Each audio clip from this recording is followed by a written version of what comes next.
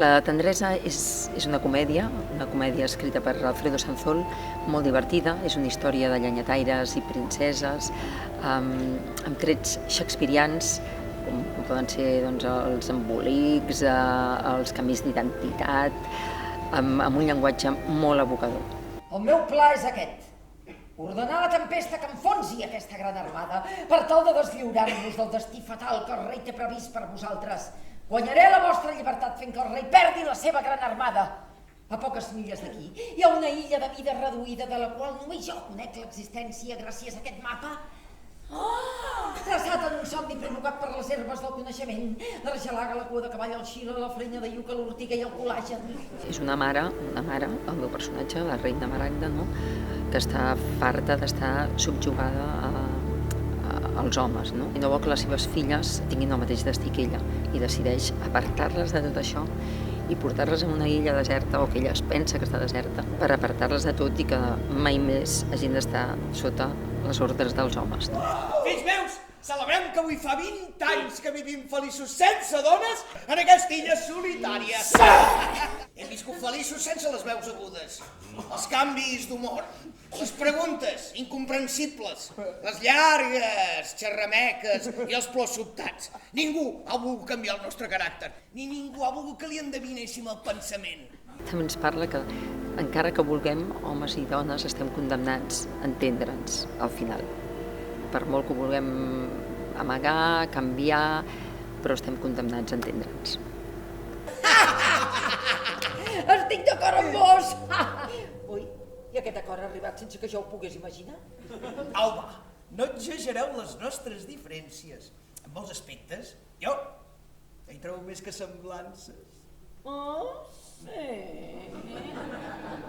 Em faríeu més feliç que un dia assolellat en ple hivern si parléssiu d'aquestes semblances que veieu entre nosaltres. I esclar que us les diré.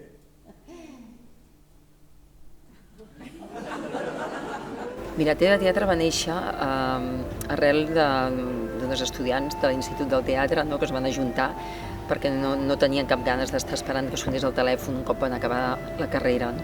I a partir d'allà es van posar a fer els seus propis projectes i així va començar la companyia. No? I al llarg, etcètera, amb tots aquests anys que ja en portem 27. Imagineu que unes dones busquen un indret solitari i pensen en aquesta illa, que els pocs que la coneixen no es passen el fracàs, consideren deshabitada. Convindríeu amb mi que aquestes dones, en trobar-se amb 3 homes, com a mínim tindrien tot el dret a empipar-se!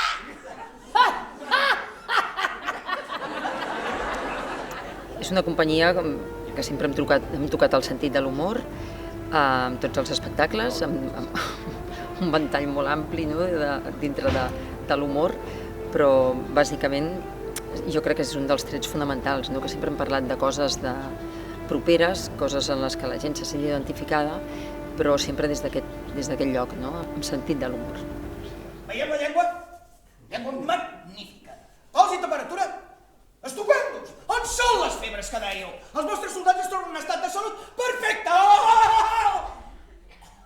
Si no fos que sé que no pot ser, diria que vos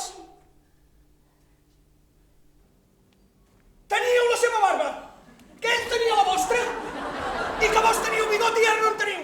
Al llarg de tots aquests anys hem anat també variant la fórmula, no, de la companyia. Hem anat treballant amb molts autors, dramaturgs, que és una mica la fórmula que portem. I últimament també fem coproduccions amb altres companyies, com seria el cas de La Tendresa, no, que és una coproducció amb Degoll Llegom.